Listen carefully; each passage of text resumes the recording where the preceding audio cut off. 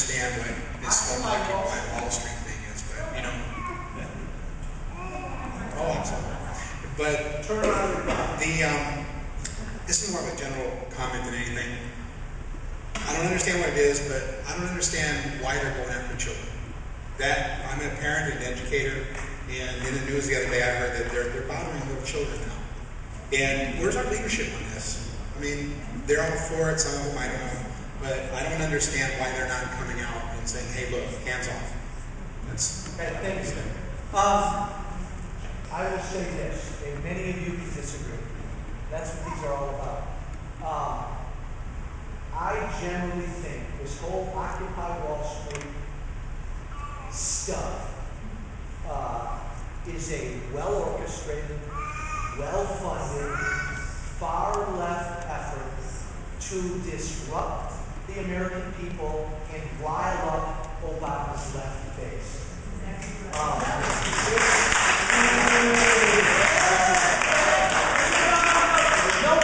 No boo, I'll let you count it.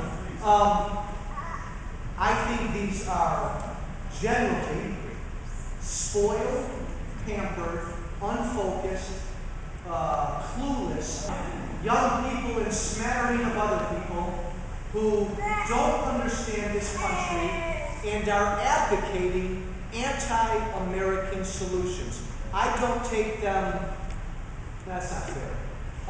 They don't at all represent America, and I think that the president and the White House and the Democrats kind of want to encourage it, and now they're scared because these folks are doing some pretty ugly things, and now our Democratic politicians are conflicted.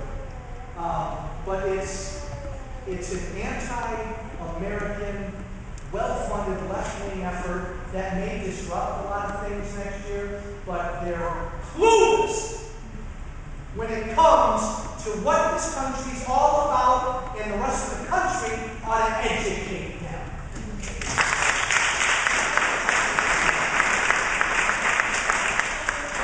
Hold on, get her a mic.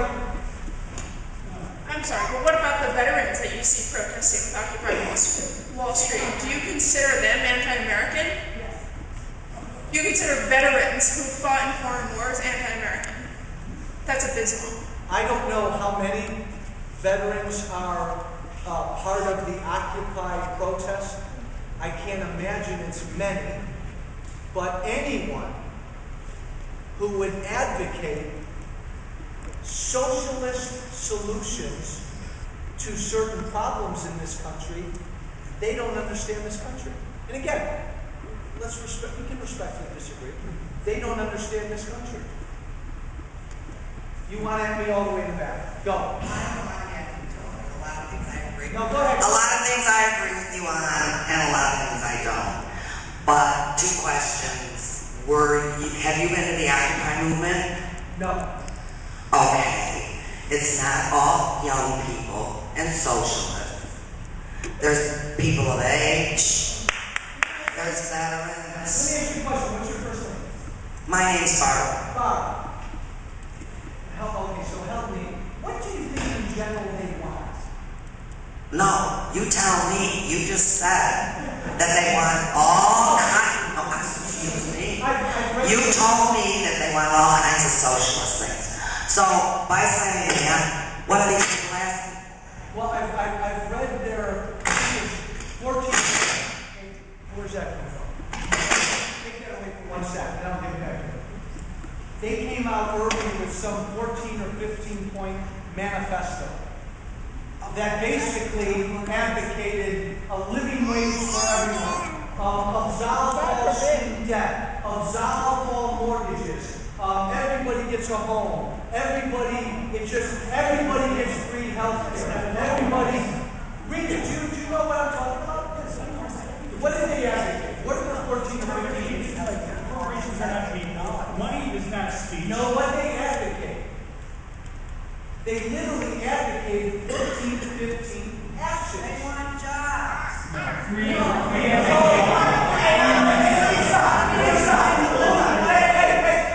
Bob, hold on a second. Because this is actually an interesting thing to talk about. Let's go back and forth, point, counterpoint, on Occupy Wall Street. Who's got a count? And by the way, guys, Thank you. Who was advocating the 14 points or whatever you're talking about? Because I'm just generally asking who was. When the organization Occupy Wall Street started, there was, and I could be wrong on 14. Occupy Wall Street started, and I could be wrong on 14. There was a 14 or 15 point manifesto which called for actions they wanted to solve all the problems that they saw. And they were, again, they were a particular viewpoint, but they called for universal health care, absolve all student debt tomorrow, make sure everybody has a living wage, absolve all mortgage debt tomorrow, but it basically was, it advocated a very big government to take care of a lot of our problems.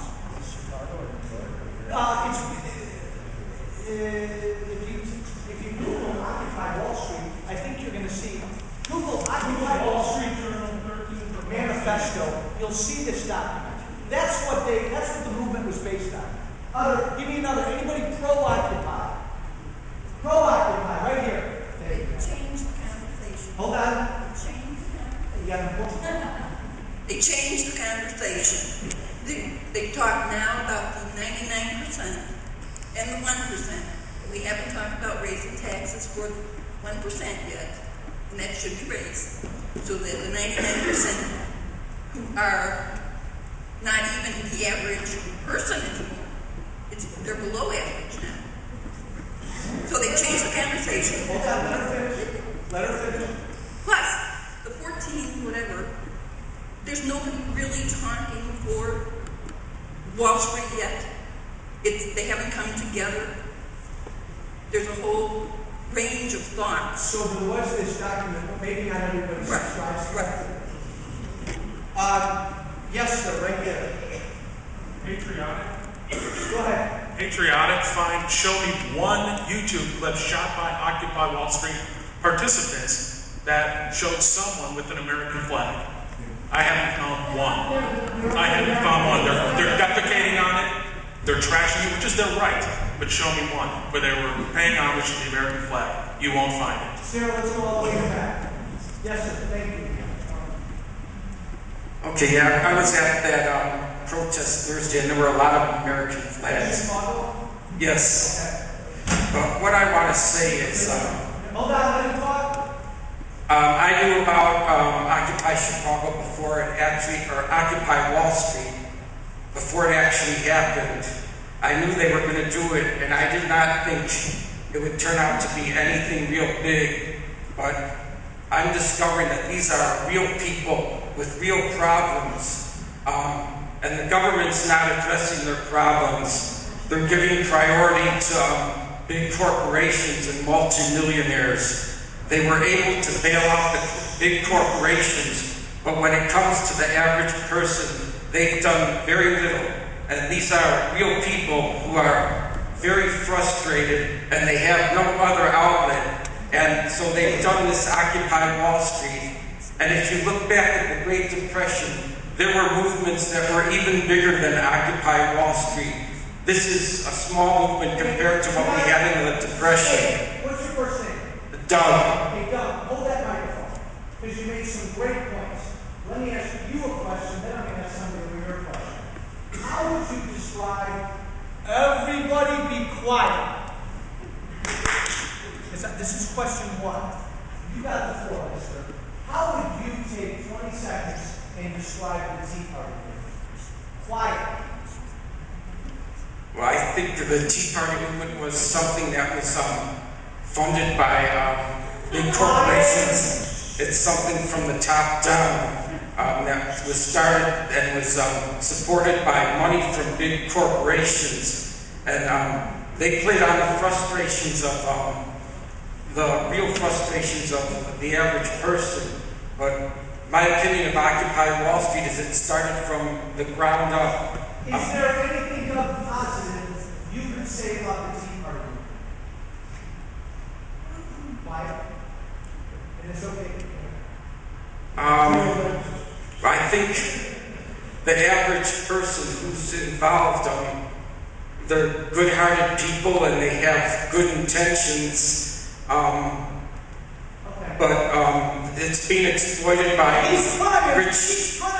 rich people and big corporations. Hey, hold on. Right over there, you here. Give me the mic. Do you like what Occupy Wall Street's doing? No, I don't. Okay, then here's what I want you to do. Tell me succinctly what you think of the Occupy Wall Street movement. Go.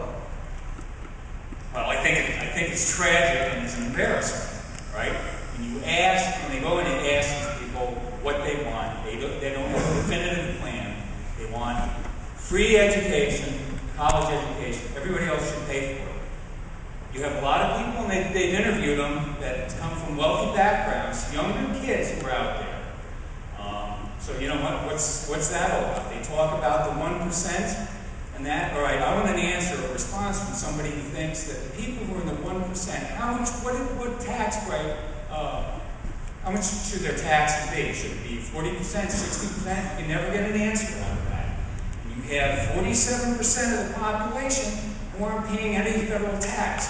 So you're talking about shared sacrifice? That's kind of an oxymoron when you bring it up like that. I'm going to ask you a question. Can you think of anything positive to say about Occupy Wall Street?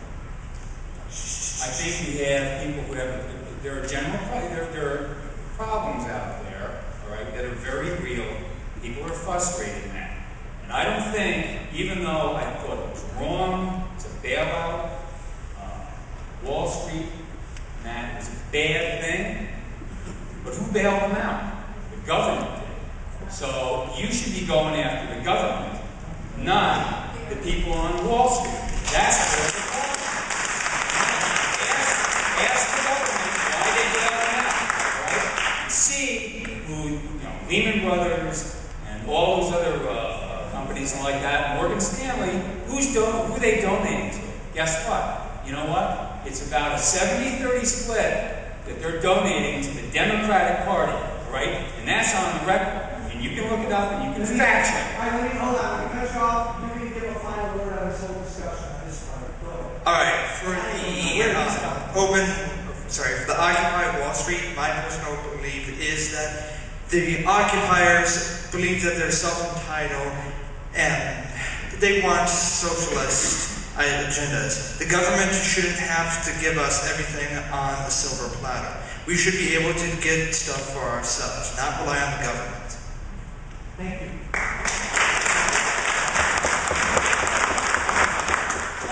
Final thought.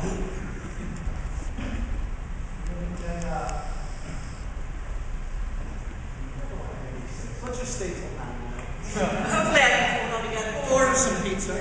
A lot of this has to be come together, starting with the immigration and companies and who are they going to replace those low-paying jobs with? The youth of America don't want the job. We have this entitlement generation. We have Occupy Wall Street, that people give me more. You said you were a government teacher. I didn't know that.